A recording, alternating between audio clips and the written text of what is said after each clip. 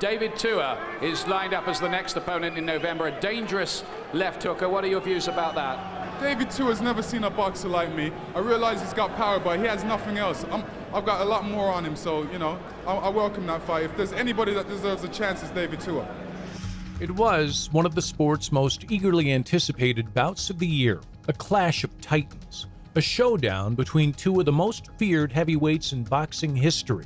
Lennox Lewis, the undisputed champion, the master boxer, the British Lion. Lewis. Oh, that's a good overhand right. He's down in the opening round. What a sensation.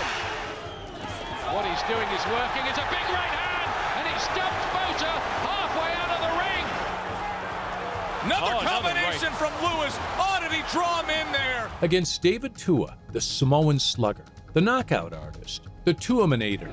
Uses that his height in his advantage. They're touching Clothing, staring at the ceiling. He will not make it up for this one. Tua has to be brimming with confidence. Another left hook. Down goes Nicholson. Can he get up from this one? He's not getting up from this one, Steve. He's done. Flat on his back. It's over. Listed as having a reach advantage here. We'll see how he uses it. Tua with a big left hook, and Ruiz in trouble. Tua comes right at him. Another big bomb, and Ruiz is down. In today's video, we take a closer look at this classic encounter between two of the sport's biggest hitters, recapping both boxers' respective careers prior to the bout, the fight itself, and the subsequent events following the eagerly awaited showdown. Do you think Lennox Lewis is going to fight you? You got all the preliminaries out of the way now. Do you think he wants to Tua, man? Man, he took care of his business. He looked great, and I took care of mine. And come November, there'll be no excuses whatsoever. Any network will stop me from fighting Lennox Lewis and fulfilling my dream. Come November, the only thing that you hear at the end of the fight, no! Before the fight, many experts and fans gave Tua a good chance of upsetting Lewis. After all, he had an impressive record of 37 wins and only 1 defeat, with 32 of his wins coming by way of knockout. Wilson tries a right hand across the top. Tua lands a short left. Can he beat the bell? No! He can't. He's counted out. Another first round knockout for David Tua. Clean as a whistle. That's a left hook, huh? That was a vicious first round. Two young, strong heavyweights testing each other. The younger, stronger heavyweight had too much. His only defeat came against Ike Ibeabuchi in 1997, a fight that many consider one of the most underrated heavyweight bouts of all time. Two thunderous left hooks by Ibeabuchi, answering an explosive left hook by Tua. And Tua again, and again. The new WBC International Heavyweight Champion, Ike, the President, Ibeabuchi.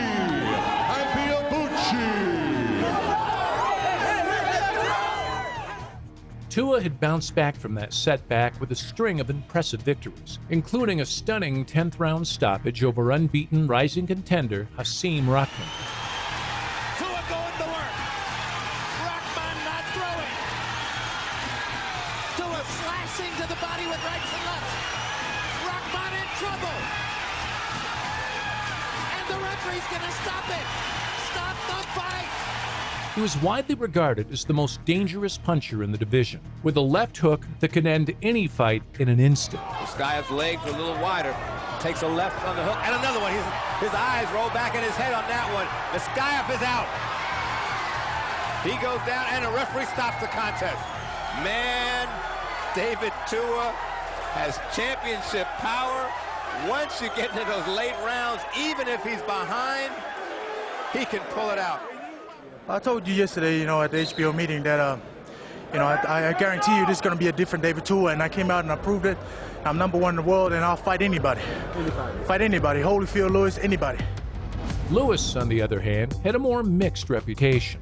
He had also won 37 fights and lost only 1, with 29 knockouts. His only defeat came against Oliver McCall in 1994, when he was caught by a surprise right hand and stopped in the second round. Lewis now coming in. Flicks out that jab. Oh, it's a short right hand. A short right hand. That's just what he the way called. McCall That's what he talked about said. it. Hey, and Lewis doesn't look good. 9, fight is over. It is over. What a shocker here in England. He called it perfect. Lewis is incredulous. McCall is celebrating. A new heavyweight champ, and it comes in stunning fashion with a second-round knockout. He had avenged that loss by beating McCall in a rematch in 1997, and had also defeated other notable opponents such as Frank Bruno, Ray Mercer, Andrew Galata, and Evander Holyfield twice. And the undisputed heavyweight champion of the world, Lennox Lewis. He was widely regarded as the most skilled boxer in the division, with a powerful jab and right hand that could control any fight from a distance. Nice jab, right. Oh, the right hand behind the jab. I don't know if he's going to Briggs get is up. laid out. He is laid out just staring at the ceiling here at Boardwalk Hall. But Lewis also had some question marks over his chin and his heart. Some critics felt that he was too cautious and conservative in some of his fights, especially after his loss to McCall. They wondered if he could handle the pressure and the power of Tua, who had shown no fear or respect for anyone he faced. They also pointed out that Lewis had never faced anyone with Tua's style or speed before, and that he might struggle to cope with his relentless attacks. Well, it's just boxingology, simple as that. You know, you got to come with more than a power left hook to beat Lennox Lewis. That's why I said, if you're coming to war, you got to bring your whole arsenal, just not just a left hook and a haircut. The tail of the tape showed that Lewis had some significant advantages over Tua. He was 4 inches taller, had a 10-inch reach advantage, and weighed slightly more. He also had more experience at the elite level, having fought more rounds and more world title fights. But Tua had some advantages of his own. He was 4 years younger, had more knockout power, and had more momentum going into the bout. Obey my commands at all times. When I say break, I want you to break clean. I don't want any rough tactics, unnecessary fouling. Understand, guys? Give me good sportsmanlike conduct. And remember, guys, I'm fair, but I'm firm. Touch them up. The fight started with both men looking confident and focused. Lewis came out behind his jab, while Tua tried to close the distance and land his left hook. But it soon became clear that Lewis had done his homework and had a perfect game plan for Tua, making use of his superior jab to keep Tua at bay while moving laterally to tame the Samoan's rushing attacks. The punch that's going to make Lewis decide I'm getting even. Left hook by Tua. And another left hook by Tua, and a vicious left to the belly. Lewis got to make certain it stays the left hand, left jab. Lennox seems to have regained his concentration, and Tua hits him. Jab your way. Keep your title with a left jab. If that's the only punch you can land, use it. Well, what he succeeded in doing in this round is messing up Tua's hair and just landing more punches. And landing a right hand, which Tua answered with a leaping left. He's going to interrupt you, and it's going to hurt you.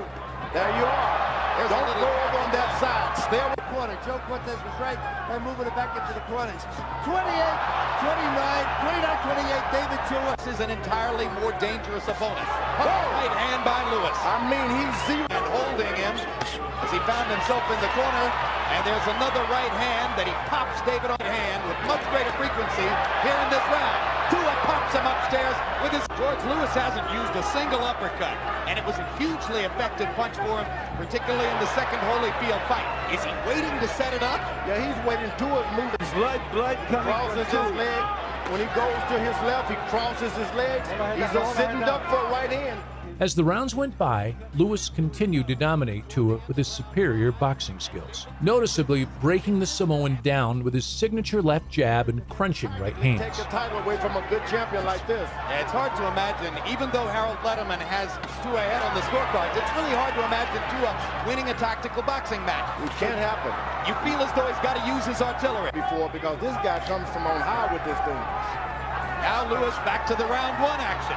There was a big feeling, as you were starting to get to a moment ago, Larry, in Tua's camp, that Lewis lacked stamina, and they'd be able to wear him down over a long haul. Now, Lewis was trying to pay him back. Tua's going to make Lewis's stamina a factor in the fight. He's going to have to step up the right side. Want him to move him to his left, and he's jabbing him. That's the problem here. So that's the reason that a guy who threw 70 in tonight and looks sensational the next time. Why should he go and stand toe-to-toe with the shorter, very strong fighter and give the other fighter his best chance. To the rhythm of following Lewis around and takes another right hand. Tua's got to get close, and maybe you got to step sometimes. It keeps the right foot too far behind him. Just step on up there. Step on up there. Lewis has come from another direction. It's like dropping a pin from a 20-story building. There's the long right hand, lands for Lewis right after the jab. Classic 1-2. Whoa! Big combination, and Tua smiles. You know why? Because he was hurt. That means Lewis is close enough. Go! Big left hook for Tua. Tua looked frustrated and confused by Lewis's tactics. He tried to cut off the ring and force Lewis into a brawl, but found it hard to get past Lewis's jab and reach. And he's first. You take away the strength and challenge them to beat you some other way. Fighting for the title, you can't be afraid to get knocked out. And there's the uppercut for the first time, and it wobbles Tua. Tua showed tremendous heart and courage for the duration of the fight, displaying incredible durability to remain upright throughout. The left hook from Tua, but one punch at a time. Ooh, that right to the body hurt David Tua. Lennox is hurting him with a lot of punches. Just worked hard enough in the early rounds, George, as we were saying, so that Lennox Lewis is just toying with him. Just toying with him. Hot shot. Does whatever he wants to do. Right hand, left jab, right hand, right hand. It's all Lennox Lewis. Still not taking any chances. He's not a fool. He has turned Tua's face into a swelling, bloody mask.